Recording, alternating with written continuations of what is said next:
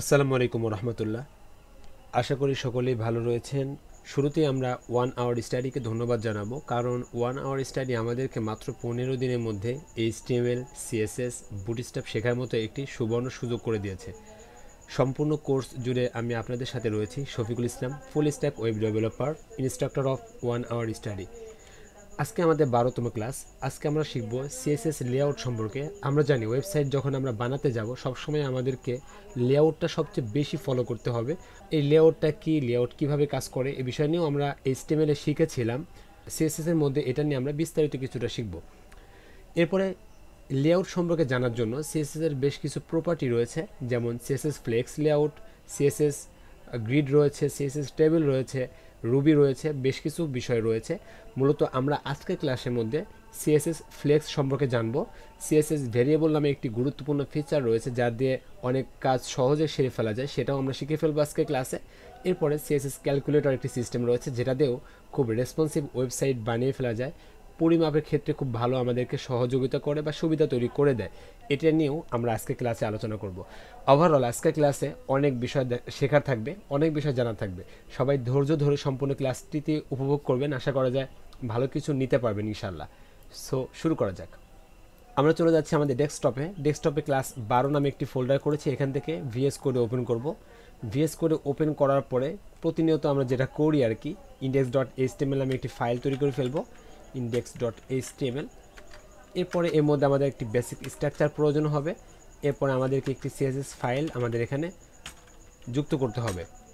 আমরা সিএসএস ফাইলটিও যুক্ত করে নিলাম।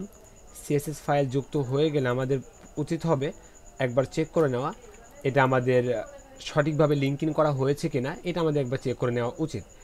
আমরা এটা এখন চেক করে নিব। আমরা সিএসএস ফাইলে গিয়ে এখানে আমরা বডিকে ধরবো। বডি একটা সিলেক্টর। বডিকে বলে দেবো ব্যাকগ্রাউন্ড কালার সামথিং। আমাদের ব্যাকগ্রাউন্ড কালারটি চেঞ্জ হচ্ছে, যার ফলে বুঝতে পারলাম আমাদের সঠিকভাবে সিএসএসটি লিঙ্কিং করা হয়েছে। এখন আমরা এটিকে ডিলিট করে দিব। আমরা যখন কাজ করতে যাব, তো আমরা সবার প্রথমে যেটা শিখব সেটা হলো লেআউটটা কি। লেআউট নিয়ে আমরা এর আগেও শিখেছিলাম। লেআউট নিয়ে আমাদের খুব বেশি, এখন যদি বলতে যাই খুব বেশি প্রবলেম হবে না, আই হোপ। তারপর আমি একটু দেখাই লেআউটটা মূলত কি। আমি একটু আঁকিউকি করবো, এই জন্য আমি ফিগমা ওপেন করলাম, যেখানে খুব সহজে আঁকিউকি করে দেখানো পসিবল। লেআউটটা মূলত সম্পূর্ণ ওয়েবসাইটটাকে যদি আপনি এভাবে তুলনা করেন, এরকম একটি ওয়েবসাইট, এই ওয়েবসাইটের মধ্যে আপনার হেডার থাকবে, ফুটার থাকবে, আরও অনেক সেকশন থাকতে পারে। যেমন আমি যখন হেডারকে আলাদাভাবে বলবো, হেডার হচ্ছে এতটুকু রাখলাম, ঠিক একইভাবে মেইন কন্টেন্ট যতটুকু সেকশন রয়েছে এতটুকু থাকলো। আমি ফুটারের জন্য আলাদা করে একটা সেকশন রাখলাম, এটা হলো এতটুকু রাখলাম। এই কালারগুলোকে একটু চেঞ্জ করে দিই যাতে করে আমি বুঝতে পারি কোনটা কোন সেকশন। ঠিক আছে, এই তো। এখন এই কন্টেন্টের মধ্যে আরও বেশ কিছু সেকশন থাকে।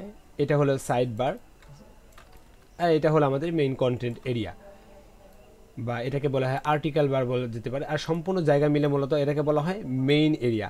এই প্রত্যেকটি এরিয়াকে ধরার জন্য আমাদেরকে কিন্তু একটা টাইপের ট্যাগ আমরা ব্যবহার করেছিলাম, যে ট্যাগের নাম ছিল সিমেন্টিক ট্যাগ। আমরা এটাকে যখন আমরা ডিফাইন করতাম, বলে দিতাম হিডার নামে একটি ট্যাগের মধ্যে, বা ন্যাব নামে একটি ট্যাগের মধ্যে। একইভাবে যখন ফুটারে কাজ করতাম তখন ডিপ ক্লাস ফুটার এরকম না লিখে সরাসরি আমরা ফুটার লিখতাম। আমরা এখন যেটা করব, সিম্পল এরকম একটি লেআউট আমাদের ওয়েবসাইটে তৈরি করব। সেম এরকম একটি লেআউট আমরা ওয়েবসাইটের মধ্যে তৈরি করব। এখানে কিছু লেখা থাকুক চাই না থাকুক, এখানে হাইড উইড এরকমভাবে কাজ করবে। ধরে নিতে পারি আমাদের বোঝার সুবিধার্থে এটা হচ্ছে 60%, এটা হলো 40%। ঠিক আছে, আমরা এখানে একটু লিখেও রাখি যাতে করে আমাদের মনে থাকে বিষয়টি। সম্পূর্ণ টাইম মিলে মূলত আমাদের হয় 100%। এখন দুইটা যোগ করলে আমাদের কি হচ্ছে, 40 আর 60 মিলে দুটো মিলে আমাদের 100% ফিল আপ হচ্ছে, সমস্যা নেই। আর আমাদের এটা তো হেডার রয়েছে এবং এটা আমাদের ফুটার রয়েছে। আমরা এইটি আমাদের ওয়েব পেজের মধ্যে তৈরি করব। প্রথমত আমাদের HTML এ কাঠামো তৈরি করতে হবে। কাঠামো তৈরি করতে গেলে আমাকে বুঝতে হবে সম্পূর্ণ এতটুকু কিন্তু আমাদের ভিজিবল এরিয়া, মানে এতটুকু হলো বডির মধ্যে থাকবে। বডির মধ্যে এখানে কি কি থাকবে, একটা হেডার থাকবে, একটা ফুটার থাকবে, আর একটা মেইন সেকশন থাকবে। ওকে, তাহলে আমরা HTML এর মধ্যে আসি। এই যে বডির মধ্যে এসে আমরা সর্বপ্রথম করব কি, হেডার নিব। হেডার নামে একটি ট্যাগ, সেটি হচ্ছে কি একটি সিমেন্টিক ট্যাগ। মূলত এই সিমেন্টিক ট্যাগ আসার আগে মানুষ কিভাবে এগুলো ব্যবহার করতো? সিমেন্টিক ট্যাগ আসার আগে মানুষ কি করতো? ডিভ ডিভ নিত, একটি ডিভ ক্লাস নিত, কি হেডার, এরকমভাবে লিখতো। এরপরের ভার্সনে কি দেখা গেল যে মানুষ যেহেতু ডিভ ক্লাস হেডার ব্যবহার করে, ঠিক একইভাবে ডিভ ক্লাস ফুটার ব্যবহার করে, তাহলে আমাদেরকে কিন্তু অনেকটা বেশি লিখতে হচ্ছে। আবার এখানে আলাদা করে ক্লাস বলতে হচ্ছে, এটা একটু বেশি লেখা হয়ে যায়। আবার এই ডিপ দেখে বোঝাও যাচ্ছে না এটা মূলত কোথাকার ডিপ। এই ডিপ দেখে বোঝাও যায় না এটি মূলত কোন এরিয়ার বা কোন সেকশনের ডিপ, এটা বোঝা যায় না। দ্যাটস ওয়াই পরের ভার্সনগুলোতে কি হলো, এই হেডার নামে একটি ট্যাগ জুড়ে দেওয়া হলো, বা ফুটার নামে একটি ট্যাগ জুড়ে দেওয়া হলো, যার কারণে কি হলো, আমাদের কিন্তু বুঝতে অনেক সহজ হচ্ছে আগের তুলনায়। তাহলে আমরা ডিফ ক্লাস হেডার না ব্যবহার করে কি করব, সরাসরি হেডার নামে যে ট্যাগ রয়েছে সেটা ব্যবহার করব, হেডার। ঠিক একইভাবে ফুটারের ক্ষেত্রে সেম কাজটি করব, আমরা সরাসরি ফুটার নামে যে ট্যাগটি রয়েছে সিমেন্টিক ট্যাগ, সেই ট্যাগটি আমরা এখানে ব্যবহার করব। হেডার ফুটার ব্যবহার করলাম, আমাদের কিন্তু অলরেডি টপ এবং বটমের কাজ শেষ। এখন আমাদের মেইন কন্টেন্টটি সাজাতে হবে। মেইন কন্টেন্ট ছিল মাঝখানে, আমি এটাকে নাম দিচ্ছি মেইন। মেইন নামে একটি আমাদের ট্যাগ রয়েছে, ব্যবহার করলাম। মেইনের মধ্যে দেখেন দুইটা কিন্তু সেকশন রয়েছে, একটা হলো ধরতে পারি রাইট আর একটা হলো লেফট। তাহলে প্রথমটা হচ্ছে লেফট সাইড, পরটা হলো রাইট সাইড। আমি এখন আর বেশি করতেছি না, তবে এটাকেও চাইলে আমাদের সিমেন্টিক ট্যাগ ইউজ করা যায়। যেমন এটাকে ধরতেছি আমরা কি ধরতে পারি, আর্টিকেল, এটাকে ধরতে পারি আমরা সাইড বার, সরি এটাকে বলা হয় অ্যাসাইড। সাইড বার নামে কোনো সিমেন্টিক ট্যাগ নেই, অ্যাসাইড নামে একটি ট্যাগ রয়েছে, আমরা এটা এখানে ব্যবহার করতে পারি। আমরা সম্পূর্ণ কাজটি সিমেন্টিক ট্যাগ দিয়ে কিন্তু করে ফেলতেছি। আচ্ছা এখানে কি দেব, আর্টিকেল, এখানে মাউস নিয়ে গেলে দেখা যাবে এটা একটা সিমেন্টিক ট্যাগ। আচ্ছা আর্টিকেলের পরে এখানে আমাদের একটি কি করব, অ্যাসাইড। ওকে, এই তো আমাদের সব কাজগুলো হয়ে গেল। এর মধ্যে কিছু লেখা না রাখলে আমাদের বুঝতে অনেক অসুবিধা হবে। স্টাইল করার ক্ষেত্রে আমি এখানে নাম দিচ্ছি হেডার, লিখে দিচ্ছি, এটা আমাদের ভিজিবল হবে। এরপরে আমাদের মেইন কন্টেন্টের মধ্যে এটা হচ্ছে আর্টিকেল, আর্টিকেল, আর্টিকেল। এরপরে এটা হচ্ছে আমাদের সাইড বার। এরপরে নিচে হচ্ছে আমাদের ফুটার।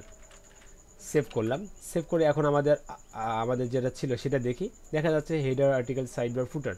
তো কোনো তো আমাদের স্ট্রাকচারে কোনো রকমই হয়নি। স্ট্রাকচার কেমন ছিল, এখানে কেমন দেখাচ্ছে, কোনোভাবে মিলছে না। না মিলুক, এখন আমরা মেলাবো। সর্বসহজ কাজ আমাদের এখানে আমরা একটু দেখব এখানে সবচেয়ে সহজ কাজ কোনটা। সবচেয়ে সহজ কাজ মনে হচ্ছে কি, এই হেডারের ব্যাকগ্রাউন্ড কালারটা চেঞ্জ করে দেওয়া এবং ফুটারের ব্যাকগ্রাউন্ড কালারটি চেঞ্জ করে দেওয়া। এটা আমরা করে ফেলি। হেডার, এই হেডার যেহেতু একটি ট্যাগ, এই ট্যাগটাকে ধরার জন্য আমাদেরকে খুব বেশি বেগ পেতে হবে না। আমরা একই সাথে HTML CSS পাশাপাশি রেখে কিন্তু কাজ করতে পারি।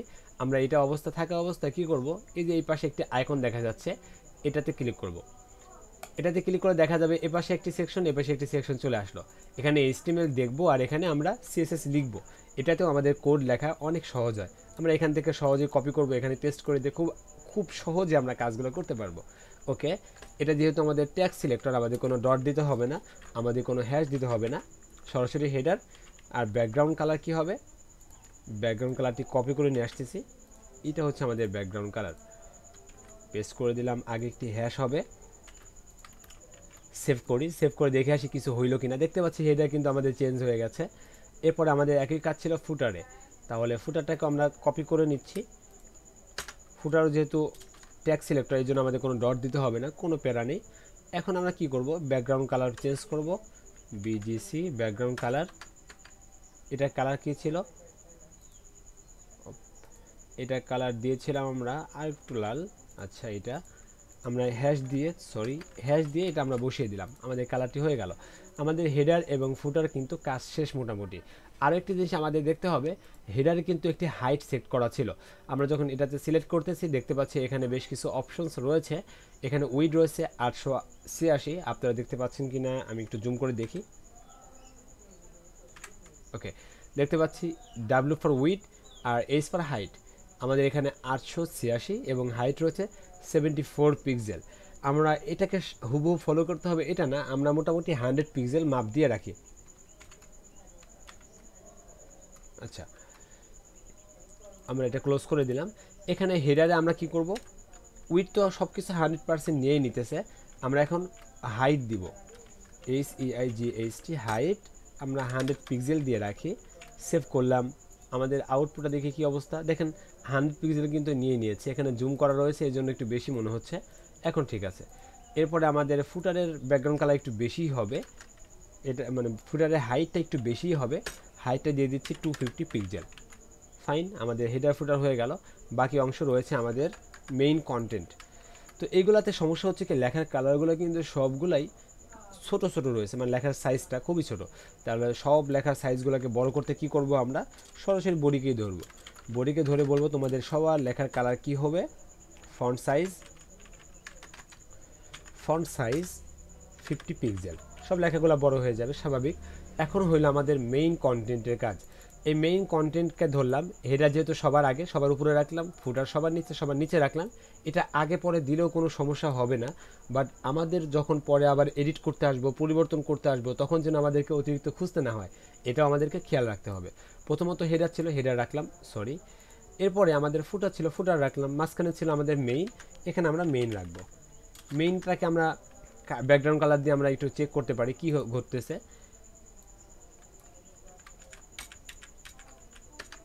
আমরা এখান থেকে একটি ইচ্ছা মতো কালার দিয়ে দিতেছি, হাইট দিচ্ছি 400 পিক্সেল, একটু বেশি আছে এর জন্য 400 পিক্সেল দিলাম। দেখেন এখানে কিন্তু এটারও কালার চেঞ্জ হয়েছে, আমি আরও বাড়িয়ে দিচ্ছি 600 পিক্সেল। এখন অনেকটা হয়েছে। আচ্ছা, এতটুকু থাকুক আপাতত। এখন আমাদের মেইন কাজটা কি দাঁড়াচ্ছে, মানে সবচেয়ে টাফ কাজটা মনে হচ্ছে আর্টিকেলকে এক সাইডে রাখা আর সাইড বারকে আরও এক সাইডে রাখা। এটাকে আমরা কিভাবে রাখতে পারি? এটাকে আমরা অনেকেই জানি, হয়তো বা ইনলাইন ব্লক করলে বা ইনলাইন করলে এটা চলে আসবে, বাট এটা কখনোই পারফেক্ট সিস্টেম না। পারফেক্ট একটি সিস্টেম রয়েছে, সেটা আমাদেরকে ব্যবহার করতে হবে। ঠিক আছে, আমরা মেইনকে ধরলাম। ও, মেইনের মধ্যে আর্টিকেল সাইড বারের জন্য আমরা আলাদা আলাদা কালার দিয়ে রাখি, তাহলে আমাদের বুঝতে অনেক সুবিধা হবে। ঠিক আছে, তাহলে এখানে ধরবো আর্টিকেলের কালার কি দিব,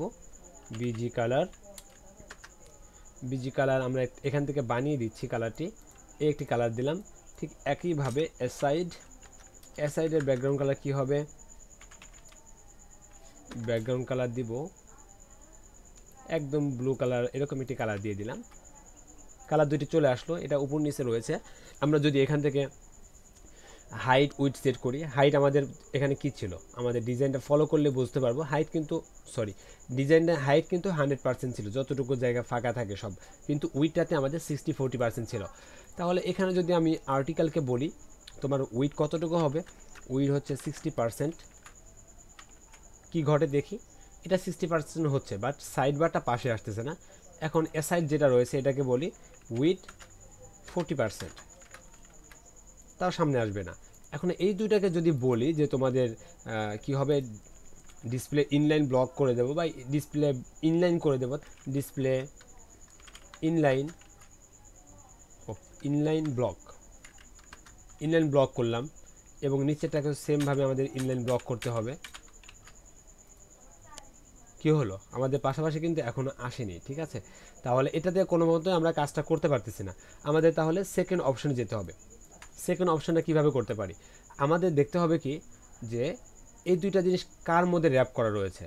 আমাদের এখানে দেখতে পাচ্ছি আর্টিকেল এবং এসআইটি আমাদের মূলত মেইন নামে যে ট্যাগ রয়েছে এর মধ্যে র্যাপ করা রয়েছে, মেইনের মধ্যে রয়েছে। এখন মেইন নামে যে বক্সটা আছে, এই বক্সটা বা এই পাত্রটাকে এমনভাবে যদি আমি তৈরি করি, এর মধ্যে যা থাকবে সবগুলো সুন্দরভাবে পরিপাটি হয়ে সাজানো থাকবে, তাই তো হয়ে গেল। তাহলে আমরা মেইনকে ধরে কিছু একটা কাজ করব। মেইনকে ধরে কি কাজ করতে পারি, আমি প্রথমত এখানে ইউজ করব ডিসপ্লে। আমরা এর আগে ইনলাইন ব্যবহার করেছিলাম, ইনলাইন ব্যবহার করার ফলে যা হয়েছিল সমস্যা নেই। আমরা এখন অন্য কিছু ব্যবহার করব। ঠিক আছে, আমরা যেহেতু এটা রিয়েল টাইমে ব্যবহার করবো, একটা আলাদা একটা এক্সপিরিয়েন্স হইতে পারে। কি করি আমরা আমরা আমরা আমরা এখানে এসে যে ব্রাউজার থেকে দেখা যায় না, এখান থেকে আমরা চেক করে করে দেখব মূলত কখন কোন সিস্টেমটা ঘটে। এই যে মেইন রয়েছে, মেইনটা এখানে ধরা রয়েছে, দেখতে পাচ্ছেন আমাদের সিএসএস সেকশনটা নিচে। এখান থেকে আমি মেইন সেকশনটা ধরে নিতে পারি। এই মেইন সেকশন এখানে রয়েছে। এখানে আমরা ডিসপ্লে নামে একটি প্রপার্টিও দেওয়া রয়েছে। এখানে ডিসপ্লের পরে আমরা একের পর এক ব্যবহার করে দেখব কোনটাতে কাজ করে। ঠিক আছে, আমি ডিসপ্লে ব্লক রয়েছে, ব্লক থাকলে এরকম। আমি আস্তে আস্তে আসতেছি। ব্লকের পরে কন্টেন্টের সময় একরকম হইল। ফ্লেক্স, আগে কাজটা হয়ে গেল, আগে কাজটা না হলে বেটার হতো। বাট দেখতে পাচ্ছি যখন আমরা ডিসপ্লে ফ্লেক্স ব্যবহার করতেছি, এই যে ডিসপ্লে আর এটা হচ্ছে আমাদের ফ্লেক্স ব্যবহার করলে অটোমেটিক্যালি আমাদের যে ডিজাইন কনসেপ্ট ছিল, যেটাকে আমরা বানাতে যাচ্ছিলাম, আমাদের কিন্তু হয়ে গেল। ঠিক আছে, আরও কী কী আছে সেটা আমরা দেখে আসি। যেমন দেখতে পাচ্ছি ফ্লো রুটটা একই রকম রয়েছে, যেটা গ্রিড রয়েছে গ্রিডেও আমাদের অনেকটা পাশাপাশি একই রকম দেখতে পাচ্ছি। এটা ইউজ করার অনেক সিস্টেম রয়েছে, গ্রিড নিয়ে আলাদা ক্লাস করাইতে হবে। এরপরে ইনহেরিট তো আমরা জানি, ইনিশিয়াল ইনলাইন এটাও আমরা জানি, ইনলাইন ব্লক কী করে সেটাও দেখলাম। ইনলাইন ফ্লেক্স দুটা পাশাপাশি আসছে অবশ্য, কিন্তু আমাদের সম্পূর্ণ জায়গাটা ধরেনি। ইনলাইন গ্রিড ধরলেও দেখতে পাচ্ছি অন্য একটি ব্যবস্থা হলো ইনলাইন টেবিল, লিস্ট আইটেম, নান, রিভার টেবিল। আমরা অনেকগুলো দেখতে পাচ্ছি এখানে প্রপার্টি ভ্যালু রয়েছে। প্রপার্টি ভ্যালু দিয়ে আমরা দেখলাম অনেক রকম দেখা যাচ্ছে, এক একটা সেকশনে বা এক একটা ভ্যালু ইউজ করলে এক এক রকম আমাদের দেখা যাচ্ছে। বাট আমাদের এই ডিজাইনের জন্য পারফেক্ট হচ্ছে কি, পারফেক্টটা হচ্ছে display flakes. Display flakes use করলে শুধুমাত্র এতটুকু করা যায় এটা কিন্তু না, ডিসপ্লে ফ্লেক্স দিয়ে আরও অনেক অনেক কাজ করা যায়, কিন্তু আমাদের বেসিক কাজটা হলো এতটুকু। আমরা এখানে প্রত্যেকটাতে একটি উইড ব্যবহার করেছিলাম, মনে আছে? আমরা উইডটাকে একবার মুছে দিয়ে দেখতে পারি কি ঘটে। এখানে আসি, আমরা ডিসপ্লে ফ্লেক্স আমরা ব্যবহার করে দেব, যাতে করে সেভ করলে বা রিফ্রেশ করলেও আমাদের চেঞ্জ না হয়। ডিসপ্লে ফ্লেক্স হয়ে গেল। এখন আমরা যে উইড রয়েছে, আর্টিকেলে উইড 60%, এসআরএ উইড 40%, এগুলোকে আমরা অফ করে দিলাম। কি ঘটে দেখতে পাচ্ছি, দুটো পাশাপাশি চলে আসছে। আমাদের যতটুকু জায়গা তার প্রয়োজন ততটুকু পাশাপাশি চলে আসছে। এখান থেকে আমি যদি 100% করে দিই তখন কি ঘটতে পারে? তখন কি নিচে আসবে নাকি উপরেই থাকবে, কোনটা? এটা তখন নিচে আসেনি, তখন তারা সমান সমান ভাগ করে পাশাপাশি জায়গা দখল করেছে। আর যখন আমাদের প্রয়োজন হবে একটু কম বেশি, যখন প্রয়োজন, আপনার যদি একটু বেশি প্রয়োজন হয় একটু বেশি নেবেন, যখন কম প্রয়োজন হবে তখন কম নেবেন। এখন ফ্লেক্স সম্পর্কে যদি কিছু বলতে যাই, ফ্লেক্স মূলত একটি layout system, CSS layout system. এটা মূলত একসাথে একটিমাত্র ডিরেকশনে কাজ করে। যেমন আমরা এখানে কাজ করেছি কোন ডিরেকশনে, এটা বলা যায় এক্স ডিরেকশন, বা এটা হচ্ছে এক্স অক্ষে, দুইটাকে পাশাপাশি নিয়ে আসছে এক্স অক্ষে। আবার একইভাবে আমরা যতই উইড সেট করি না কেন, এখানে যেমনটা একটু আগে আমরা উইড ব্যবহার করেছিলাম 60-40% ব্যবহার করেছিলাম, এটাকে পাশাপাশি দেখাচ্ছিল। আমরা চাইলে কিন্তু এটাকে পাশাপাশি না রেখে উপর নিচে করে ফেলতে পারি। এটা কিভাবে? এই যে ডিসপ্লে ফ্লেক্স রয়েছে, এখানে যখন আমি ডিসপ্লে ফ্লেক্স ব্যবহার করব, ফ্লেক্সের মধ্যে আরও অনেক ধরনের প্রপার্টি আছে, সেগুলো আমরা এখন ব্যবহার করতে পারবো। ফ্লেক্স হাইপেন ডিরেকশন, ডিরেকশনের মধ্যে আমি যখন এখানে দেখতে পাচ্ছি কলাম রয়েছে, প্রথমত কলাম দিয়ে দেখি কি ঘটে। দেখতে পাচ্ছি কলাম হয়ে গেল, কলাম রিভার্স, ইনহেরিট, রো, তারপর রো রিভার্স। এই দেখেন রো যখন ব্যবহার করলাম, সাইড বারটা ছিল আমাদের হাতের ডান পাশে, রো রিভার্স করলে কি হচ্ছে, সাইড বারটা হাতের বাম পাশে চলে আসলো। এই বিষয়গুলো আমরা আরেকটু থিওরিক্যালি বুঝবো একটু পরে। তার আগে আমরা দেখব যে আমরা যে মাত্র ছোট্ট একটা ডিজাইনকে ফলো করলাম, ছোট্ট একটি ডিজাইন আমরা কনভার্ট করলাম HTML CSS-এ। এই কনভার্ট করার মধ্যে কারো কোনো সমস্যা তৈরি হয়েছে কিনা, কারো কোথাও বুঝতে সমস্যা তৈরি হয়েছে কিনা, এটা আমরা একটু দেখে নেব।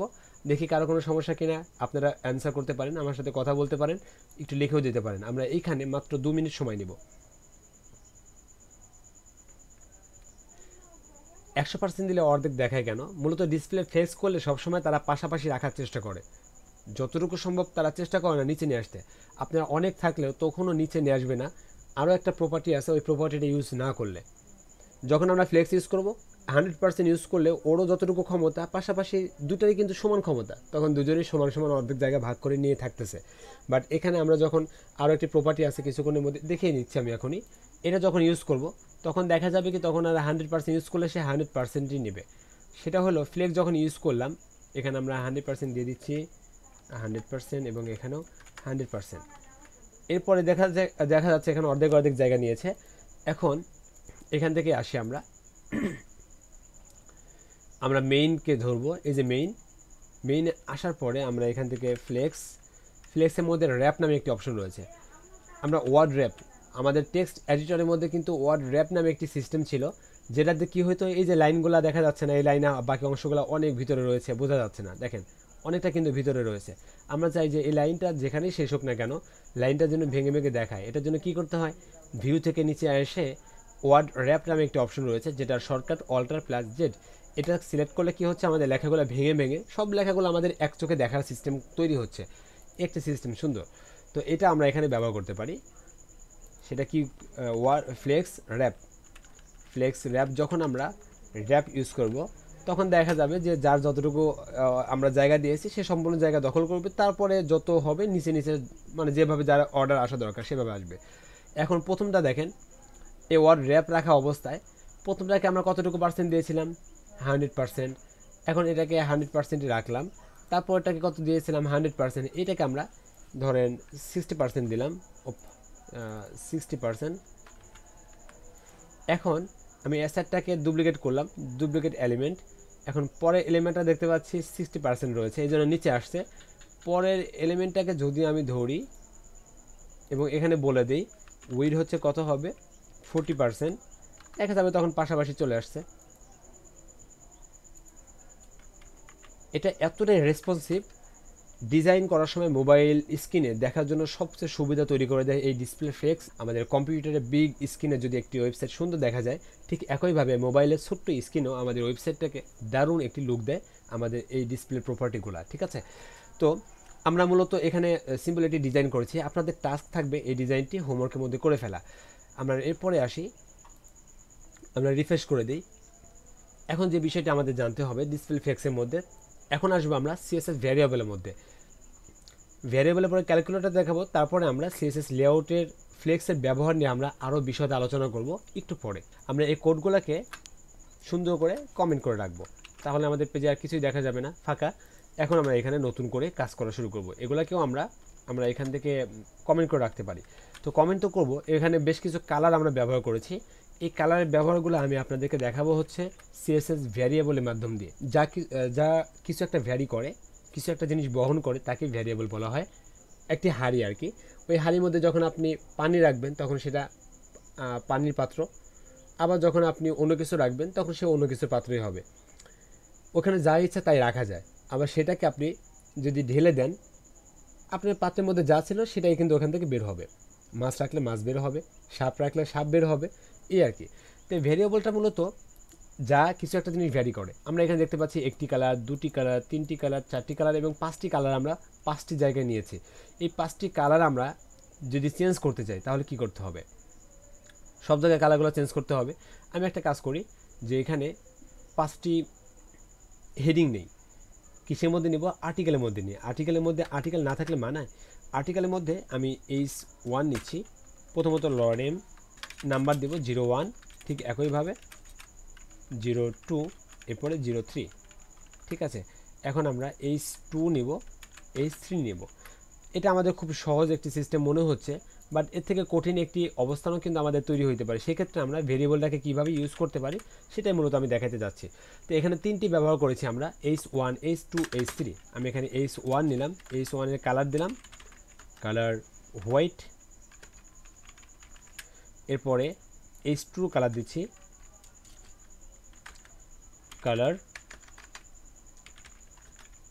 কালার দিতে পারি, কি দিতে পারি, ব্লু দিতে পারি, সমস্যা নেই। এরপরে H3 দিচ্ছি, H3 কালার কি হবে, কালার আমি এখান থেকে একটি কালার চয়েস করছি কোরাল, ফাইন। সেভ করলাম, দেখতে পাচ্ছি তিনটি কালার চলে আসছে। আচ্ছা, তিনটি কালার তিন রকম ব্যবহার করলাম, সমস্যা নেই, বাট তিনটি যদি কালার একই রকম হয় সে তিনটারই কালার হোয়াইট হবে। তিনটি কালার আমাদের হোয়াইট। এটাকে আপনারা সহজভাবে লিখতে গেলে কী করতেন, H1, H2, H3 এরকমভাবে ব্যবহার করতেন। এগুলাকে কমেন্ট করে দিলাম, তাহলে আমাদের কিন্তু মোটামুটি প্রায় 6-7 লাইন আমাদের এখানে সেভ হইলো। আমাদের সেম কাজটি করতেছে, 7টি লাইন আমাদের সেভ হচ্ছে, ভালো কথা। কিন্তু আমাদের সবসময় যে এরকম খুবই নর্মাল সিচুয়েশন হবে তা কিন্তু না, আমাদের আরও অনেক কঠিন কঠিন সিচুয়েশন হতে পারে। সেক্ষেত্রে কীভাবে কাজ করা যায় আমি এই কঠিন সিচুয়েশনকে কল্পনা করে নিচ্ছি, এজন্য আমি প্রত্যেকটিকে আলাদা আলাদা সিলেকশনের মধ্যেই স্টাইল করব। H1, H2, H3 তিনটাতে যখন আমি কালার চেঞ্জ করতে যাব, আমাকে যেতে হবে H1 এর কাছে, এখানে কালার চেঞ্জ করতে হবে, তখন চেঞ্জ হচ্ছে। একইভাবে আমাকে কি করতে হবে, সেম কালারটি আমাকে দিতে হবে H2 এর মধ্যে, আবার H3 এর মধ্যে, তারপর আমাদেরকে সেভ করতে হবে। এখন হয়তো বা আমাদের দেখতে পাচ্ছি তিনটি কালার সঠিকভাবে চেঞ্জ হয়েছে, কিন্তু এমন যদি কিছু করা যায়, আমি এক জায়গা চেঞ্জ করব, সব জায়গা চেঞ্জ হয়ে যাবে। অনেকটা কচুরিপানার মতো, এক ঝাড় টান দিলে সব ঝাড় নড়ে, এরকম একটি বিষয়। আমরা এইখানে এক জায়গায় চেঞ্জ করব, সব জায়গায় চেঞ্জ হয়ে যাবে, এরকম একটি সিস্টেম যদি আমরা করতে পারি তাহলে ব্যাপারটা কিন্তু দারুণ হয়। এটা আমরা কিভাবে করতে পারি? এর জন্য আমাদের প্রয়োজন হবে সিএসএস ভ্যারিয়েবল। আমরা যদি এখানে সার্চ করি, আপনাদের সবাইকে বলেছি W3 স্কুলস থেকে আমাদের হেল্প নিতে হবে বেশি বেশি। আমরা যদি W3 স্কুলসকে ফলো করতাম তাহলে আমার শেখানোর আগেই, এই যে মাঝখানে আমরা কিছুটা দিন গ্যাপ দিয়েছিলাম, এখানে কিন্তু আপনারাই সিএসএস ভ্যারিয়েবল সম্পর্কে বুঝতে পারতেন। এরপরেও দেখি সিএসএস ভ্যারিয়েবল, সিএসএস ভ্যারিয়েবল লিখে সার্চ করলে আপনার সামনে W3 স্কুলটা সবার আগে আসার কথা। দেখতে পাচ্ছি সিএসএস ভ্যারিয়েবল চলে আসছে এখানে। এখান থেকে আমাদের সিএসএস ফাইলের সর্বপ্রথমে রাখতে হয়, সবার প্রথমে আমাদের কিছু ভ্যারিয়েবল ডিক্লেয়ার করতে হয়। ভ্যারিয়েবল ডিক্লেয়ার করার পরে সেগুলোকে আমরা যে কোনো জায়গায় আমরা ব্যবহার করতে পারি। তো প্রথমে দেখতে পাচ্ছি এক্সাম্পলে আসি, প্রত্যেকটি সেক্টর, প্রত্যেকটা যে একটি সেকশন রয়েছে শেখার জন্য, প্রত্যেকটি অধ্যায় রয়েছে বা লেসন রয়েছে যাই বলেন, প্রত্যেকটিতে কিন্তু আমাদের এখানে এক্সাম্পলে আমাদেরকে সহজভাবে বুঝিয়ে দেবে এরা। এখান থেকে আমরা খুব ভালোভাবে প্র্যাকটিস করতে পারি। প্রথমত দেখতে পাচ্ছি কি কোলন, তারপরে রুট, কোলন রুট রয়েছে, এরপরে কার্লি ব্র্যাকেট, তার মধ্যে কিছু লেখা রয়েছে। তো এর মধ্যে কি লেখা রয়েছে? Double underscore blue. এই ডাবল আন্ডারস্কোর দিয়ে মূলত আমাদেরকে ভ্যারিয়েবল ডিক্লেয়ার করতে হয়। আর ব্লু আপনি যে কোনো নাম দিতে পারেন। আপনি এখানে ব্লু লেখা আছে জন্য ব্লু কালার, ব্যাপারটা এমন না, আপনি এখানে ইচ্ছা মতো অনেক ধরনের নাম দিতে পারেন। তারপরে আপনার এখানে ভ্যালু যা ইচ্ছা তাই দিতে পারেন। আমরা এখানে কালার এক্সাম্পল দেখতে পাচ্ছি, এখানে অন্যান্য কালারও ব্যবহার করা যেত। ঠিক আছে, এখন আমরা এটা এখানে অ্যাপ্লাই করব আমাদের HTML CSS এর মধ্যে। আমরা সবার উপরে রুট ইউজ করব, সেখানে ছিল কোলন রুট, এরপরে কার্লি ব্র্যাকেট, এই মধ্যে আন্ডারস্কোর, এরপরে আমরা লিখতেছি হচ্ছে মাই কালার। ওখানে যা লেখা ছিল আমরা এখানে আমাদের নিজের মতো একটি লেখা লিখলাম, মাই কালার। আমার কালারটা কি হবে? আমাদের কালারটা হবে এই কালারটা। আমরা এটা কপি করে নিয়ে আসলাম। আমরা এটা সহজভাবে কপি করার জন্য হ্যাঁ ছোটো কোড নিলাম, এই কোডটিকে কপি করে আমরা এখানে বসিয়ে দেব। তাহলে আমরা কিন্তু অলরেডি সিএসএস একটি ভ্যারিয়েবল বানিয়ে ফেললাম। আমরা একটি পাত্র বানিয়ে ফেলেছি, পাত্রের মধ্যে আমরা কালার রেখেছি, মাই কালার নামে একটি। এর মধ্যে এই মাই কালারটি আমরা যেখানে যেখানে ইউজ করব সেখানে সেখানে আমাদের কালারটি চেঞ্জ হবে। আমরা এখন কি করব? যখন আমরা শুরুতে যখন কোড লিখব ইনিশিয়ালি, তখন আমরা এই মাই কালারটিকে ব্যবহার করব। মাই কালারটি ব্যবহার করার সিস্টেম হচ্ছে, আমরা এই যে যেখানে কালার ছিল, কালার কোড বসানো ছিল, কালার কোডের কাছে আমরা VAR ফর ভ্যারিয়েবল, এরপরে এরকম একটি ফাংশন ইউজ করতে হবে। এরপরে আমাদের সম্পূর্ণ নামটি বসিয়ে দিতে হবে। মাই কালারের আগে অবশ্যই দুইটি হাইপেন ছিল, হাইপেনটি ব্যবহার করতে হবে। আমাদের এটি খুবই ইন্টেলিজেন্ট, সে বুঝে ফেলছে এর মধ্যে কোন কালার রয়েছে, এই জন্য কালারটি দেখা যাচ্ছে। বাট না দেখা গেলেও সমস্যা কিছু নেই। আমরা যদি শুরুতে এভাবে কোডটি লিখে ফেলতাম, 3 জায়গায় যদি এরকম লিখে রাখতাম, 3 জায়গায় আমি লিখে রাখলাম my colour, my colour, my colour. এখানে দেখতে পাচ্ছি কালারটি কিন্তু সঠিকভাবে কাজ করতেছে। এখন আপনি শুধুমাত্র এক জায়গায় কালার চেঞ্জ করেন, মানে সর্বপ্রথম যেটা রয়েছে মাই কালার, এটা চেঞ্জ করেন। এটা চেঞ্জ করে আমি এখন একটু সবুজ একটি কালার দিচ্ছি, সবুজের মধ্যে একটু নীল কালার দিই, সেভ করলাম। দেখতে পাচ্ছি 3টি নীল কালারে কিন্তু চেঞ্জ হয়ে গেল। এক জায়গায় চেঞ্জ করলাম, সব জায়গাতে চেঞ্জ হয়ে গেল। এখন কথা হচ্ছে কি, আমরা কি শুধুমাত্র কালারটি ইউজ করতে পারবো? না, অবশ্যই না। আমরা এখানে বর্ডার ইউজ করতে পারি। তাহলে একটি আমরা নতুন একটি নাম দিই, মাই বর্ডার নাম দিচ্ছি এটা। আর মূলত আমরা যখন প্রজেক্ট করব তখন ওইখানে কি নাম রাখা দরকার, তখন সেগুলো নিয়ে আমরা শিখব। বর্ডার, বর্ডার দিচ্ছি কি 5 পিক্সেল সলিড রেড। ঠিক আছে, এখন আমি যদি এই 1-এর কাছে লিখি বর্ডার, এই বর্ডারের ভ্যালুটা কি দিব? আমি বর্ডারের ভ্যালু দিব মূলত আমাদের এই ভ্যারিয়েবলটা। ঠিক আছে, বর্ডারের ভ্যারিয়েবল দেব আমরা এইটা, মানে এটার মান হিসাবে আমরা এটাকে ব্যবহার করব। এটা ব্যবহার করার নিয়ম কি? এভাবে ব্যবহার করলে হবে? অবশ্যই হবে না। আমাদেরকে var নামে একটি ফাংশন নিতে হবে ভ্যারিয়েবলের জন্য। এর মধ্যে আমাদের সম্পূর্ণ জিনিসটি পেস্ট করে দিতে হবে। সেভ করলাম। সেভ করলে দেখা যাবে এর মধ্যে আমাদের অলরেডি বর্ডারটি কাজ করতেছে। সেম কাজটি আমরা যদি আরও জায়গায় জায়গায় করি, সেক্ষেত্রে সব জায়গায় কিন্তু এই বর্ডারটি কাজ করবে, কাজ করতেছে। এখন আমরা এই বর্ডারের কালার যখন চেঞ্জ করবো, এখান থেকে কালার রেড রয়েছে, রেড থেকে আমি চাচ্ছি একটি পিঙ্ক কালার, এই টাইপের একটি কালার দিতে। দেখা যাচ্ছে কালারটি চেঞ্জ হচ্ছে। আমি চাচ্ছি একটি ব্ল্যাক কালার দিতে, সেক্ষেত্রে দেখতে পাচ্ছি আমাদের এটিও চেঞ্জ হচ্ছে।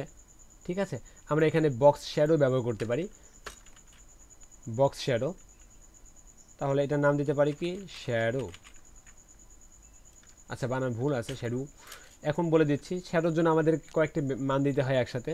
আমাদের প্রথমত এক্স অক্ষের মান 5 পিক্সেল, তারপরে ওয়াই অক্ষের মান 5 পিক্সেল, তারপরে আমাদের এটা ব্লার হবে কতটুকু 10 পিক্সেল, তারপরে আমাদের এটা হচ্ছে কতটুকু ছড়াবে দিয়ে রাখছি 0 পিক্সেল। এরপরে আমাদের কালার কি হবে, কালার দিয়ে রাখছি হোয়াইট, সেভ করলাম।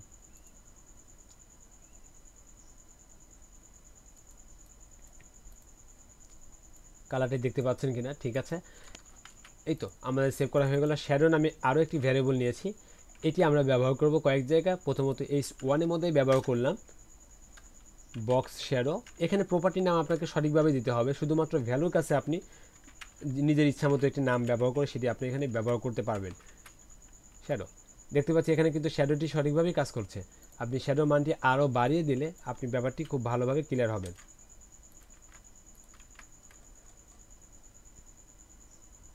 এখানে আমি কত দিয়েছি 10 পিক্সেল দিয়েছি, এখানে দিচ্ছি 25 পিক্সেল, এখানেও দিচ্ছি 10 পিক্সেল, আর ওয়াই অক্ষে দিয়ে দিচ্ছি 15 পিক্সেল, তাহলে অনেক নিচে আসবে। দেখতে পাচ্ছি এখানে সবগুলোতেই সুন্দর করে শ্যাডো এখানে কাজ করছে। তো এইভাবে আমরা ভ্যারিয়েবলে কাজ করতে পারি। তাহলে আমরা সিএসএস ভ্যারিয়েবল এভাবেই কাজ করবে। সিএসএস ভ্যারিয়েবলের কাজটা কিন্তু আমরা বুঝে গেলাম। আমরা এভরিথিং, এই যে শুধুমাত্র প্রপার্টি ভ্যালু কী হবে এই ভ্যালুটাকে আমরা এখান থেকে ক্যারি করতে পারি, আমরা এখানে ভ্যারি করতে পারি।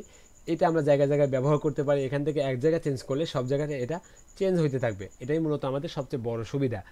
এখন চলে আসবো আমরা সিএসএস ক্যালকুলেটর নিয়ে। সিএসএস ক্যালকুলেটর কীরকম, আমরা এখানে দেখতে পাচ্ছিলাম আমাদের একটি সাইড বার রয়েছে, অ্যাসাইড রয়েছে, মানে অ্যাসাইড রয়েছে এবং আর্টিকেল বার রয়েছে।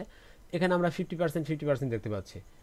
তো আমি এমন কিছু করতে চাচ্ছি যে সাইড বারটা সবসময় 100 পিক্সেল থাকবে, আর এ পাশেরটা সম্পূর্ণ যতটুকু জায়গা জুড়ে থাকা দরকার মানে সম্পূর্ণ জায়গাটুকু নিয়ে নেবে। সাইড বার 100 পিক্সেল, বাকিটুকু জায়গা যতটুকু থাকা দরকার থাকবে। এটা কিভাবে করা যায়, এটা আমরা এখানে ক্যালকুলেটরে ব্যবহার করতে পারি। কিভাবে, আমরা মেইনের মধ্যে আর্টিকেলে উইড রয়েছে 100%, আর এ সাইডে উইড রয়েছে 100%। এখানে আমরা 100 পিক্সেল ব্যবহার করলেও আশা করা যায় কাজ করবে। দেখা যাচ্ছে 100 পিক্সেল, এবার সে 100% যতটুকু নেওয়া দরকার নিয়েছে।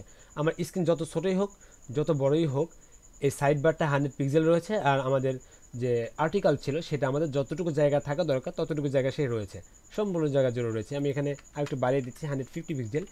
এটা এভাবে কাজ করতেছে। কিন্তু আপনি এভাবে ছাড়াও আরও একভাবে কাজ করতে পারেন। সেটা কিভাবে, সেটা হলো মূলত আমাদের ক্যালকুলেটরে ব্যবহার করে। ক্যালকুলেটর আমরা কিভাবে ব্যবহার করতে পারি, আমরা এখানে কি করব, আমরা এখানে আর্টিকেলের কাছে বলে দিচ্ছি। আচ্ছা ধরে নেই আমাদের এখানে অ্যাসাইড নেই, আমাদের কোনো অ্যাসাইড নেই, ঠিক আছে। তাহলে অ্যাসাইড না থাকলে এখানেও কোনো অ্যাসাইড থাকবে না, আমাদের HTML এর মধ্যে থাকলো না। সেভ করলাম, সম্পূর্ণ জায়গা জুড়ে গিয়েছে, কারণ এটা উইথ ছিল 100%। কিন্তু আমি যদি এখানে 90% দিই কী ঘটবে, 90% দিলে 90% জায়গা জুড়ে থাকবে। আমার স্ক্রিন যদি অনেক বড় হয়, দেখেন এখানে কিন্তু অনেক বেশি জায়গা হয়ে গেল।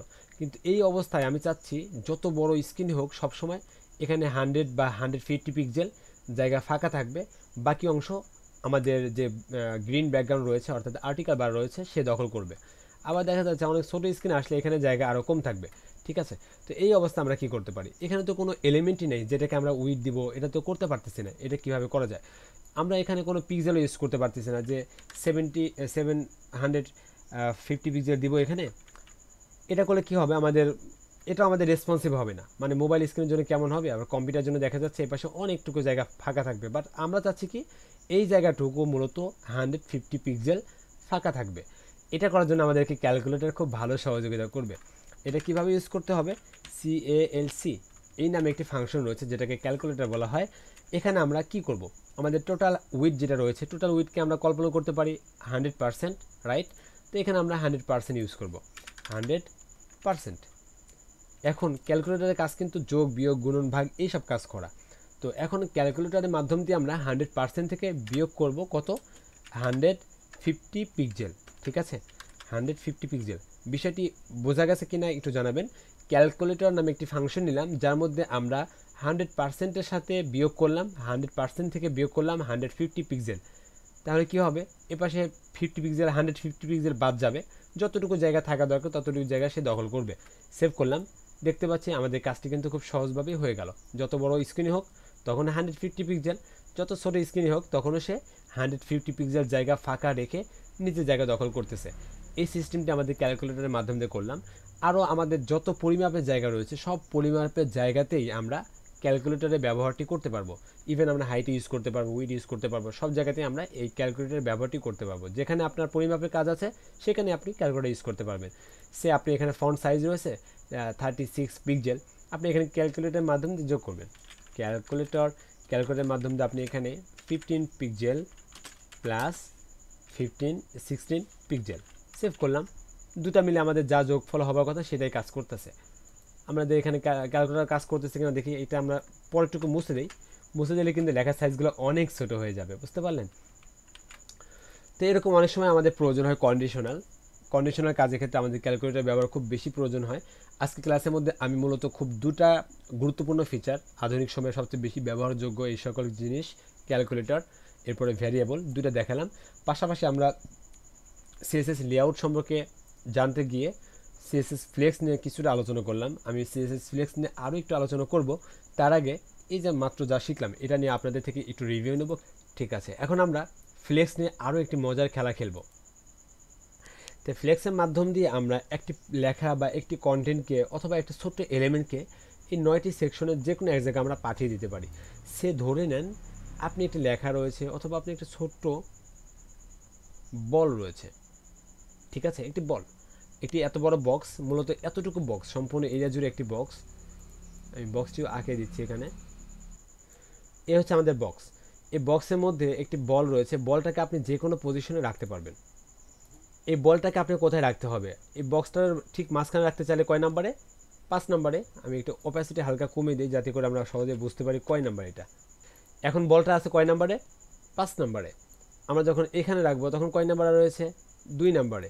এখানে রাখলে 1 নাম্বারে। এরকম করে যে কোনো এক পজিশনে আমরা আমাদের এই বলটাকে রাখতে পারি। আমরা ব্যাকগ্রাউন্ড ইমেজ যখন ব্যবহার করেছিলাম, ব্যাকগ্রাউন্ড ইমেজটি মূলত প্রাইমারি এরিয়া হিসাবে কোন এরিয়া দেখাবে এটা কাজ করার সময় কিন্তু আমরা কয়েকটি দিক সম্পর্কে ধারণা নিয়েছিলাম।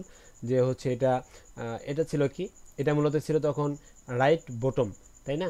আবার এটা ছিল কি টপ সেন্টার, এটা ছিল টপ বটম, এটা কি ছিল? এটা ছিল আমাদের লেফট বটম। মনে আছে এগুলা? এগুলো মনে থাকলে আমাদের বুঝতে আরও সুবিধা হবে। আমরা শুধুমাত্র ব্যাকগ্রাউন্ড ইমেজের ক্ষেত্রে না, যে কোনো এলিমেন্টও এরকমভাবে যে কোনো জায়গায় আমরা দৌড়াদৌড়ি করাইতে পারবো। ঠিক আছে, তাহলে আমরা এইটা নিয়ে শুরু করি। আমাদের এরকম একটি বক্স বানাবো। এখানে 1 2 3 4 5 6 7 8 9 এরকম কোনো নাম্বার থাকবে না, বাট একটি বক্স থাকবে, বক্সের মধ্যে একটি সার্কেল থাকবে। এই সার্কেলটাকে আমরা বিভিন্ন জায়গায় সরাবো। এটা হচ্ছে আমাদের এখনকার মিশন। ঠিক আছে, তাহলে আমরা এখন মনে হয় আমাদের HTML CSSটাকে আমরা রিসেট করে দিতে পারি। আমি রিসেট করব না, আমি এখান থেকে কি করব, সবগুলোকে ধরে কমেন্ট করে দিব। তাহলে আমাদের CSS এর আর কোনো কাজ নেই, যেহেতু HTML-ই নেই তাহলে CSS আর কি করবে একা একা। ঠিক আছে, আমরা নতুন আরও একটি CSS ফাইল তৈরি করি। এটা কমেন্ট করে দিতেছি, এটা কমেন্ট করে দিয়ে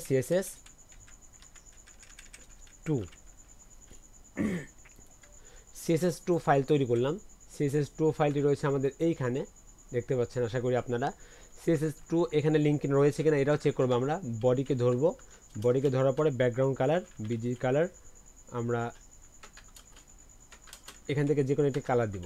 সেভ করে দেখতে পাচ্ছি এখানে আমাদের কালারটি চেঞ্জ হচ্ছে, অর্থাৎ আমাদের এটি লিঙ্ক করা রয়েছে। এখন আমরা একটি বক্স বানাবো। সর্বপ্রথম একটি বক্স এবং বক্সের মধ্যে একটি সার্কেল। ঠিক আছে, তো বক্সটাকে আমি এখানে ধরে নিচ্ছি ডট বক্স, আর বক্সের মধ্যে কি থাকবে? Dot circle. ঠিক আছে, এখন বক্সকে ধরবো আমরা। বক্স একটি ক্লাস, সার্কেল একটি ক্লাস, বক্স ক্লাস এবং সার্কেল আরও একটি ক্লাস। সার্কেলটাকে কপি করে নিলাম, কপি করে নেওয়ার পরে ডট সার্কেল। প্রথমত সার্কেল বানাবো নাকি প্রথমত বক্স বানাবো? আচ্ছা, আমরা বক্সটি বানিয়ে নিই। বক্সের উইড দিচ্ছি 500 পিক্সেল, হাইট দিচ্ছি 500 পিক্সেল।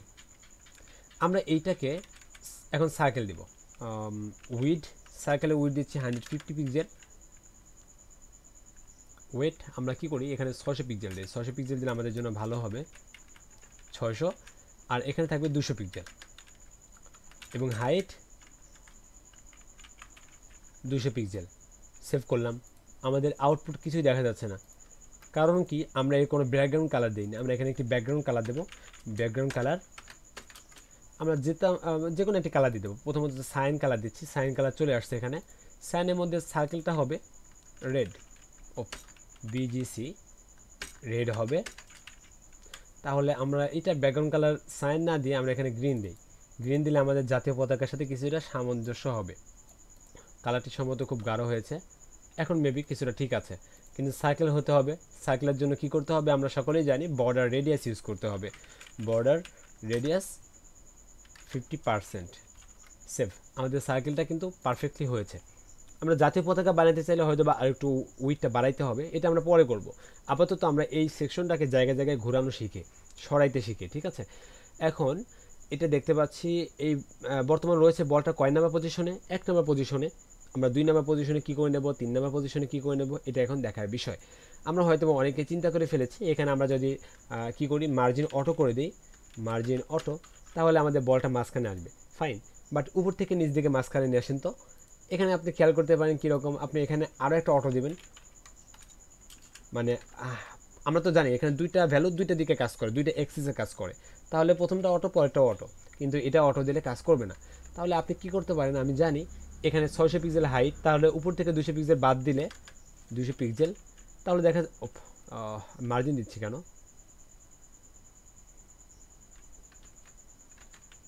মার্জিন 200 পিক্সেল, ঠিক আছে। আমরা কি করতে পারি, এই বক্সের মধ্যে প্যাডিং দিতে পারি। বক্সের উপর থেকে প্যাডিং ধরে দেবো, তাহলে সে বাধ্য হবে নিচে আসতে। প্যাডিং টপ 200 পিক্সেল, তাহলে সে মাঝখানে চলে আসলো, ঠিক আছে। তো এরকম করতে পারি, বাট এটা কিন্তু পারফেক্ট না। আমাদের এখানে সমস্যা হচ্ছে, সমস্যাগুলোর সমাধান কীরকম হইতে পারে সেটাও আমরা আলোচনা করব। একদিনে এত কিছু না, তবে আলোচনা করব।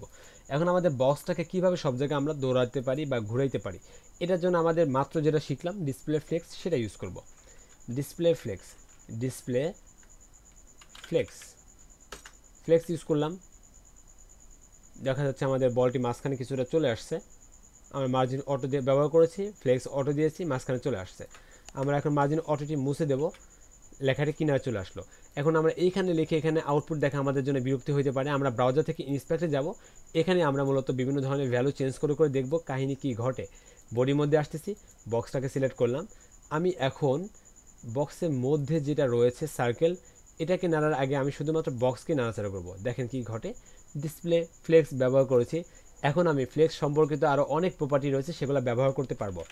জাস্টিফাই কন্টেন্ট কি করব, সেন্টার দিব। এখানে 3টা ভ্যালু রাখা যায়।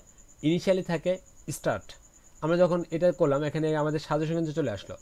প্রথমটা কি, স্টার্টে আমরা এখানে আইকন দেখে বুঝতে পারতেছি এটা থাকবে আমাদের শুরুর দিকে, মানে আমাদের লেফট সাইডে থাকবে। ইনটা থাকবে কোথায়, শেষের দিকে থাকবে। আর সেন্টারটা কোথায় থাকবে, মাঝখানে থাকবে। 3টা আইকন দেখে আমরা বুঝতে পারতেছি, ফাইন। আমরা প্রথমত সেন্টার ইউজ করি, বলটা মাঝখানে চলে আসছে। এখন কিন্তু আমরা মার্জিন অটো ব্যবহার করিনি তবুও। আচ্ছা, যখন আমরা স্টার্ট ইউজ করব, কিনারে চলে আসছে। যখন আমরা ইন্ড ইউজ করব, তখন শেষে চলে যাবে। আচ্ছা, যদি শুধুমাত্র ইন্ডে না যায়, তখন ফ্লেক্স ইন্ড ব্যবহার করতে হবে। ফ্লেক্স ইন্ড ব্যবহার করলে এটা অবশ্যই শেষে চলে যাবে। চলে গেল, ফাইন। এখন একইভাবে আমরা কিন্তু অলরেডি 3টা পজিশন গ্যাপ করে ফেলেছি, 1 নাম্বার, 2 নাম্বার, 3 নাম্বার। 3টা পজিশন অলরেডি আমরা নিয়েছি। এখন চলে আসবো অ্যালাইন আইটেমস। এখন যখন আমরা এখানেও 3টি রয়েছে, স্টার্ট, সেন্টার, ইন্ড। এখানে যখন আমরা স্টার্ট দিব, ফ্লেক্স স্টার্ট অথবা শুধু স্টার্ট, তখন দেখা যাবে শুরুতেই থাকবে। আমরা যখন ফ্লেক্স ইন দিব, তখন দেখতে পাচ্ছি আমাদের শেষে চলে যাবে। ঠিক একইভাবে যখন আমরা সেন্টার দিব, তখন আমাদের ঠিক মাঝখানে থাকবে। একটা জিনিস খেয়াল করেন, আপনারা যদি একটু ফলো করেন, আমরা এখন একটা জিনিসকে সব দিকে মুভ করাইতে পারতেছি। কিভাবে? আমরা এদিক থেকে এদিকে যাইতে পারতেছি, আবার এদিক থেকে আমরা এদিকেও যাইতে পারতেছি। সরি, কই গেল? এই হচ্ছে আমাদের এদিক থেকে আমরা এদিকেও যাইতে পারতেছি। তাহলে আপনি যখন একই সাথে 2 দিকে যাওয়ার সক্ষমতা থাকবে আপনার, তখন কি এটাকে সব জায়গায় মুভ করাইতে পারবো না? আমরা এই বলটাকে 8 নম্বরে নিয়ে যাব। তাহলে কি করব? ডানে বামে আমরা সেন্টারে নিয়ে আসবো, এতটুকু সেন্টারে নিয়ে আসার পরে এই বলটাকে একদম শেষে পাঠিয়ে দেবো। তাহলে কিছুক্ষণ আগে যেটা দেখলাম, ডানে বামে সরানোর জন্য আমরা ব্যবহার করতেছিলাম জাস্টিফাই কন্টেন্ট। জাস্টিফাই কন্টেন্ট কোথায় গেল আমাদের? এটা আমরা ডানে বামে ব্যবহার করার জন্য জাস্টিফাই কন্টেন্ট, মাঝখানে আসার জন্য কী করতে হবে? সেন্টার। আমাদের এইটি কিন্তু মাঝখানে চলে আসলো। এখন কি করতে হবে? অ্যালাইন আইটেম দিয়ে আমরা উপর নিচে সরাচ্ছিলাম, ওইটাকে আমাদের শেষে বাড়াইতে হবে। শেষে মানে কি? ফ্লেক্স ইন্ট আমরা এখন ব্যবহার করব এখানে। Align items flex end. দেখেন বলটা কিন্তু আমাদের 8 নাম্বার পজিশনে চলে আসছে। এখন আপনাদেরকে যদি প্রশ্ন করা হয় এই বলটাকে বিভিন্ন পজিশনে নেওয়ার জন্য কোনটা ব্যবহার করা দরকার, অর্থাৎ জাস্টিফাই কন্টেন্ট কোনটা ব্যবহার করব, অ্যালাইন আইটেম কোনটা ব্যবহার করব, আপনারা কি বলতে পারবেন? জাস্টিফাই কন্টেন্ট কাজ করেছে কোন দিকে? আর মানে পাশাপাশি আর কি। আর অ্যালাইন আইটেম কাজ করেছে আমাদের মূলত এই দিকে। জাস্টিফাই কন্টেন্টের প্রথমে ছিল স্টার্ট, মাঝখানে ছিল সেন্টার, শেষে ছিল ইন্ড। আর একইভাবে অ্যালাইন আইটেমের প্রথমে ছিল স্টার্ট, মাঝখানে ছিল সেন্টার, শেষে ছিল ইন্ড। একদমই সিম্পল টাস্ক, শুধুমাত্র নাম দুই দিকে কাজ করার জন্য। জি বলেন। আমি এই বলটাকে 2 নম্বর পজিশনে নিয়ে যেতে চাচ্ছি, সেক্ষেত্রে জাস্টিফাই কন্টেন্ট কি দিব এবং অ্যালাইন আইটেম কোনটা দিব বলেন? জাস্টিফাই কন্টেন্ট হবে সেন্টার আর অ্যালাইন আইটেম হবে স্টার্ট। জাস্টিফাই কন্টেন্ট হবে সেন্টার, অ্যালাইন আইটেম হবে কি? স্টার্ট। স্টার্ট বা ফ্লেক্স স্টার্ট। আচ্ছা আমরা কি চেক করে দেখব? জি। আচ্ছা জাস্টিফাই কন্টেন্ট এটা কি হবে? সেন্টার। জাস্টিফাই কন্টেন্ট সেন্টার না? সেন্টার। আচ্ছা আর হচ্ছে অ্যালাইন আইটেম কি হবে? স্টার্ট। স্টার্ট। ওকে, আপনার কথাটি কাজ করেছে, অর্থাৎ আপনি সঠিক বলেছেন। এখন আরও একজন আসেন নেক্সটে। আমি বলটাকে এখন নিয়ে যেতে চাচ্ছি 9 নম্বরে। কি করা যেতে পারে?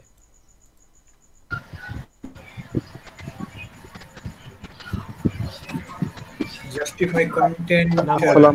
নাম বলেন, আগে নাম বলতে হবে। শাহিদ। জি শাহিদ ভাই বলেন কি করতে হবে? বলটাকে আমি নিয়ে যেতে চাচ্ছি 9 নম্বরে, আমাকে কি করা দরকার? জাস্টিফাই কন্টেন্ট ফ্লেক্স ইন্ট আর আপনার আপনি কি বললেন যেন ওটা না? আমার সামনে দেখা যাচ্ছে অ্যালাইন আইটেমস। অ্যালাইন আইটেমস ওটা আপনি ইন্ট। এটা কি হবে? এটা ফ্লেক্স ইন। জি। চেক করে দেখব। জি। জাস্টিফাই কন্টেন্ট ফ্লেক্স ইন আমাদের পাশাপাশি প্রান্তে চলে গেছে। অ্যালাইন আইটেম ফ্লেক্স ইন দেখতে পাচ্ছি 9 নম্বর পজিশনে চলে আসছে। আপনি সঠিক বলেছেন। এরপরে আসবেন কে আসবেন আগে বলেন, তারপর আমি বলবো। আসসালামু আলাইকুম। ওয়ালাইকুম আসসালাম ওয়া রাহমাতুল্লাহ। নাম কি? এমডি হোসেন অথবা এমডি নিলয়। আচ্ছা নিলয় ভাইয়া, আমি 9 নম্বর বলটাকে আমি এখন 5 নাম্বারে নিয়ে আসতে যাচ্ছি। কি করা দরকার বলেন? Centre centre. Centre centre try করব। হ্যাঁ সেন্টার সেন্টার। ওকে মাঝখানে আসছে, আপনি সঠিক বলেছেন। এরপরে আমরা চাচ্ছি বলটাকে 6 নাম্বার নিয়ে যেতে যাচ্ছি। কে বলবেন? এখানে মূলত আমরা প্রত্যেকবারই বলতেছিলাম যে হচ্ছে আমি যখন চাইবো বলটাকে 8 নাম্বার পাঠাইতে চাইতেছি, আমরা সবসময় স্বাভাবিকভাবে উত্তর দিব কি? জাস্টিফাই কন্টেন্ট সেন্টার আর অ্যালাইন আইটেম ফ্লেক্স ইন্ড। এটাই কিন্তু আমরা বলবো, তাই না? কারণ এটা আমরা দেখে আসতেছি আমাদের জাস্টিফাই কন্টেন্ট আড়াআড়ি কাজ করতেছে, আর অ্যালাইন আইটেম আমাদের উলম্বভাবে কাজ করতেছে। এই যে আড়াআড়ি কাজ করতেছে, উলম্ব দিকে কাজ করতেছে, আড়াআড়ি আর উলম্ব এই দুটাকে কিন্তু ডিরেকশন বলা যায়।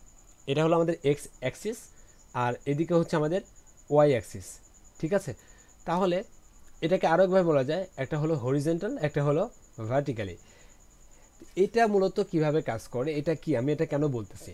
কারণ ফ্লেক্স ডিরেকশন নামে একটি প্রপার্টি আছে। এই ডিরেকশন নামে প্রপার্টির মধ্যে বাই ডিফল্টভাবে কোনটা কাজ করে? বাই ডিফল্টভাবে আমাদের ফ্লেক্স ডিরেকশনের মধ্যে দেখা যাচ্ছে কলাম রো রয়েছে। আমি হরিজন্টাল বলতেছি, এত কিছু বলার কোনো প্রয়োজনই নেই। রো কলাম আমরা সবাই চিনি, তাহলে রো কলাম দিয়ে আমরা আরও খুব সহজে বুঝতে পারবো আমাদের রো কোনটা কলাম কোনটা। রো হচ্ছে এগুলা আর কলাম হচ্ছে আমাদের 1 4 7 এগুলো কলাম, আর 1 2 3 হচ্ছে রো। ঠিক আছে, আমরা জাস্টিফাই কন্টেন্ট সবসময় দেখতে পাচ্ছিলাম রোর দিকে কাজ করতেছে। এটা বলতে পারবেন তো না? জাস্টিফাই কন্টেন্ট রো না কলামের দিকে কাজ করতেছে, আর অ্যালাইন আইটেম কলাম না রোর দিকে কাজ করতেছে, বলতে পারবেন না? অবশ্যই পারবেন, মাত্র আমরা অনেকগুলো পরীক্ষা করলাম অলরেডি। তাহলে জাস্টিফাই কন্টেন্ট রোর দিকে কাজ করতেছে, এটা ভুল কথা। আমরা যদিও এটাই কাজ করলাম, জাস্টিফাই কন্টেন্ট রোর দিকে কাজ করতেছে, এটা ভুল কথা। তাহলে জাস্টিফাই কন্টেন্ট কোন দিকে কাজ করে? জাস্টিফাই কন্টেন্ট মূলত কাজ করে কোন দিকে? ফ্লেক্স ডিরেকশনের দিকে কাজ করে। ফ্লেক্স ডিরেকশনের দিকে কাজ করে। ফ্লেক্স ডিরেকশন যদি আপনার রো হয় তাহলে রোর দিকে কাজ করবে, যদি ফ্লেক্স ডিরেকশন কলাম হয় তাহলে কলামের দিকে কাজ করবে। বাই ডিফল্টভাবে ফ্লেক্স ডিরেকশন রো করা থাকে, ঠিক আছে? বাই ডিফল্টভাবে ফ্লেক্স ডিরেকশন কী থাকে? রো থাকে। এটা কিন্তু আপনাদের জেনে রাখতে হবে অবশ্যই। প্রত্যেকটি প্রপার্টির ডিফল্ট একটি ভ্যালু রয়েছে, বা ডিফল্ট বা ইনহেরিট একটি ভ্যালু রয়েছে। তো ফ্লেক্স ডিরেকশনের ইনহেরিটস কি? সেটা হলো রো। আমরা এটা পরীক্ষা করে দেখে আসি সত্যই কিনা। আমরা এখানে দেখতে পাচ্ছি জাস্টিফাই কন্টেন্ট সেন্টার রয়েছে, এখান থেকে আমরা ইন্ড করে দেব, ফ্লেক্স ইন্ড। ফ্লেক্স ইন্ড করে দিলাম, দেখতে পাচ্ছি আমাদের রো দিকে শেষ প্রান্তে চলে আসছে। অ্যালাইন আইটেম, এটাকে আমরা ফ্লেক্স ইন করে দিচ্ছি এটাকেও, তাহলে দেখা গেল একদম শেষ প্রান্তে চলে আসলো। অথবা আমরা অ্যালাইন আইটেমটা কাজ বাদই রাখলাম, শুধুমাত্র আমরা জাস্টিফাই কন্টেন্টটা নিয়ে আগে দেখি। আমি এখানে ফ্লেক্স ইনটাই ব্যবহার করি। ফ্লেক্স ইন্ট আমাদের শেষ প্রান্তে চলে গেছে, রোর দিকে শেষ প্রান্তে। এখন আমরা এখানে জাস্ট একটি জিনিস ব্যবহার করব, ফ্লেক্স ডিরেকশন। ডিরেকশন থেকে আমি বাই ডিফল্টভাবে রোতে থাকে বলেছি, এখানে জাস্ট কলাম ব্যবহার করব। কলাম ব্যবহার করার ফলে কি হইল? কলামের দিকে শেষ প্রান্তে চলে গেল। কিছুক্ষণ আগেই ছিল রোর দিকে শেষ প্রান্তে যাচ্ছিল, ফ্লেক্স ইন ব্যবহার করার কারণে জাস্টিফাই কন্টেন্টের কাজ। এখন আমরা কি করলাম? ফ্লেক্স ডিরেকশনটা চেঞ্জ করে কি করলাম? কলাম করে দিলাম। কলাম করার কারণে কি হইল? কলামের দিকে শেষ প্রান্তে চলে আসলো। এই জন্য বললাম ফ্লেক্স ডিরেকশন বাই ডিফল্টভাবে রোর দিকে থাকে, আর জাস্টিফাই কন্টেন্ট রোর দিকে কাজ করে, অ্যালাইন আইটেম রোর বিপরীতে কাজ করে। তাহলে অ্যালাইন আইটেম রোর বিপরীতে কাজ করে কিনা সেটাও একটু দেখে আসি। আমরা এটাকে একটু আনসিলেক্ট করে রাখবো, আনচেক করে দেব। এখন অ্যালাইন আইটেম ফ্লেক্স ইন্ড, দেখতে পাচ্ছি শেষে চলে আসছে। অ্যালাইন আইটেম, ও ডিরেকশন আমরা চেঞ্জ করব, ডিরেকশনটা অফ করে দিলাম। জাস্টিফাই কন্টেন্টও কাজ করব না। অ্যালাইন আইটেম বর্তমান কলামের দিকে কাজ করতেছে, কলামের শেষ প্রান্তে আছে। এখন ফ্লেক্স ডিরেকশন তো বাই ডিফল্টভাবে রোর দিকে আছে, তাই না? ফ্লেক্স ডিরেকশন যখন আমি কলাম করে দেব, তাহলে অ্যালাইন আইটেম কাজ করবে কোন দিকে? রোর দিকে, যেহেতু বিপরীতে কাজ করবে। দেখেন দিলাম, আমাদের রোর দিকে চলে গেল। এই জিনিসটা আমাদের মধ্যে প্যাচ খাওয়ানো যাবে না। Flex direction, justify content, align item, এই তিনটা যদি সূত্র আপনারা মুখস্থ করে ফেলতে পারেন, বা এই তিনটা জিনিস যদি আপনারা গেঁথে ফেলতে পারেন সুন্দর করে, তাহলে ফ্লেক্স নিয়ে আপনাদের মোটামুটি 60 বা 70% ডান। এটা না খুব বেশি কাজ নাই, এরপরে আরও বেশ কিছু কাজ রয়েছে, একদিনে অত কিছু দেওয়া পসিবল না, দিলেও আপনারা নিতে পারবেন না। আচ্ছা, এত কিছু আমি বলে দেবো না, দেখি আপনারা এতদিনে কী দেখলেন বা কী শিখলেন, এটা আমরা দেখবো। এই যে সার্কেলের মধ্যে যখন 2 লিখলাম, এই 2টা কিন্তু সার্কেলের মধ্যে দেখা যাচ্ছে না। এই 2টাকে সার্কেলের মধ্যে দেখানোর জন্য একটি ট্রিক রয়েছে, সেটাও আপনাদেরকে এখনই দেখিয়ে দিচ্ছে। আমি সার্কেলটাকে ধরতেছি, সার্কেলের মধ্যে কিন্তু 1 লেখা আছে। এই 1 লেখাটা বড় দেখা যাবে এবং সার্কেলের ঠিক মাঝখানে থাকবে। সেটা কি করে পসিবল? আমরা স্টাইল 2 মধ্যে চলে আসি। সার্কেলের উইড রয়েছে 200 পিক্সেল, হাইট রয়েছে 200 পিক্সেল। তাহলে এখানে সর্বপ্রথম আমরা লাইন হাইট দিব, মানে লেখার যে লাইন হাইট রয়েছে আমি বলেছিলাম, আপনাদের মনে করে দেখেন, এটার হাইটও দিব 200 পিক্সেল। দেখা যাবে লেখাটা ঠিক মাঝখানে বরাবর চলে আসছে। এখনও দেখা যাচ্ছে না, একটু জুম করে, এই যে ঠিক মাঝখানে বরাবর চলে আসছে। এখন এটা টেক্সট অ্যালাইন সেন্টার করে দেবো। টেক্সট অ্যালাইন সেন্টার করলে লেখাটা ঠিক মাঝখানে চলে আসবে। আমাদের লেখাগুলো খুবই ছোট পুস্কে, এটাকে একটু বড় করে দেবো। ফন্ট সাইজ দিয়ে দিচ্ছি আমি 100 পিক্সেল। লেখাটি অনেক বড় হইল। আপনি ফন্টের উইডটা মোটা করে দিতে পারেন, ফন্ট ওয়েটটা দিতে পারেন আপনি 600, লেখাটি মোটা হবে। এখন কি করতে পারেন? এটা কালারটি চেঞ্জ করে দিতে পারেন, কালার হোয়াইট। এই তো আমাদের সুন্দর মাঝখানে চলে আসলো। এখানে আমি আরও একটি কাজ করেছি, সার্কেলের উইডগুলো দিয়েছি। সার্কেল এবং বা স্কোয়ার একটি বক্স, স্কোয়ার বক্সের একটি শর্ত থাকে, বক্সে উইড এবং হাইট সমান থাকবে। ঠিক একইভাবে সার্কেলেরও কিন্তু একটা শর্ত থাকে, উইড এবং হাইট সমান থাকবে। এটাকে আমরা এখন এই যে কিছুক্ষণ আগে শিখলাম, ভেরিয়েবল ইউজ করতে পারি। রুট দেওয়ার পর এখানে কি করব? প্রথমত আমরা বলে দিলাম box weed,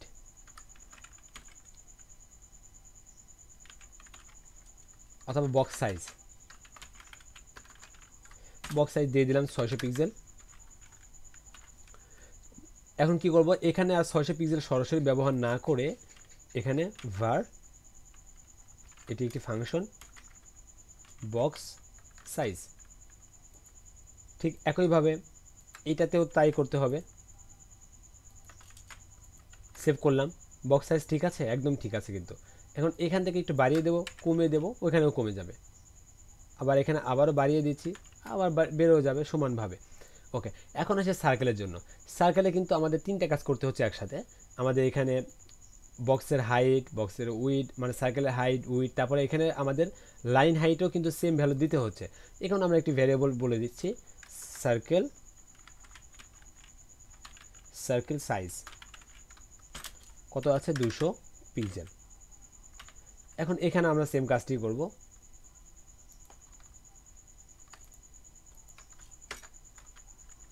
variable circle size, save করলাম। আমাদের লেখা কিন্তু মাঝখানেই আছে, সবসময় থাকবে। এখন আপনি শুধু এইখানে চেঞ্জ করেন, 500 পিক্সেল দেন, ঠিক মাঝখানেই থাকবে। এখন যদি চান ফন্ট সাইজটা আমার এখানে কি করতে হবে, যতটুকু উইড হবে তার অর্ধেক থাকবে। এখন উইড কতটুকু আছে, 500 পিক্সেল। তাহলে ফন্ট সাইজ যদি আমার এখানে 250 পিক্সেল হয়, তাহলে লেখাটি খুব বড় ও সুন্দর দেখা যাবে। এটা কিভাবে করা যায়, এখানে আমরা ক্যালকুলেটর ইউজ করব। ক্যালকুলেটর, এখানে আমাদের কি আছে, ভেরিয়েবল এটা যেটা রয়েছে এইটা ব্যবহার করব। এরপরে ভাগ 2, সেভ করলাম। কাজ করতেছে, অবশ্যই কাজ করছে। সার্কেল সাইজ যখন আমি এখানে 200 দেবো, লেখার সাইজটি ঠিক 100 পিক্সেল কাজ করতেছে। যখন এখানে আমি 300 দিব, লেখার সাইজ 3200 হয়ে গেছে, সরি 300 দিচ্ছি, তখন লেখার সাইজটি ঠিক কত হবে, 300/2 অর্থাৎ 150 পিক্সেল। এতটুকু আমাদের এখানে কাজ করতেছে। দেখেন এইখান থেকে আমরা কিভাবে আমরা এখানে মূলত সুবিধাটা নিতে পারি, ক্যালকুলেটরের ব্যবহার কিভাবে নিতে পারি। শুধুমাত্র এই দুইটা আপনি ভ্যালু চেঞ্জ করলে সব জায়গায় আপনার চেঞ্জ হইতে থাকবে। অসাম একটি টেকনোলজি। আপনারা এগুলো ব্যবহার করে অবশ্যই আপনাদের নলেজকে আরও বেশি স্ট্রং করবেন। আমি আজকে ক্লাসে আর নতুন করে কিছু বাড়াতে চাচ্ছি না। আজকে ক্লাসের মধ্যে অনেক মজার বিষয় ছিল, জানি না কতটুকু আপনারা নিতে পেরেছেন, কোনো জায়গায় সমস্যা রয়েছে কিনা সেটাও আপনারা ক্লিয়ারলি বলেননি। যদি কোথাও সমস্যা মনে হয় অবশ্যই আমাদেরকে জানাবেন, আমরা সেটা নিয়ে আরও আপনাদেরকে সহজ করে বোঝানোর ট্রাই করব। তো আজকে ক্লাস আমরা এই পর্যন্ত রাখছি। সকলে ভালো থাকবেন, দেখা হচ্ছে আগামী ক্লাসে নতুন কিছু বিষয় নিয়ে। আল্লাহ হাফেজ, আসসালামু আলাইকুম রহমতুল্লাহ।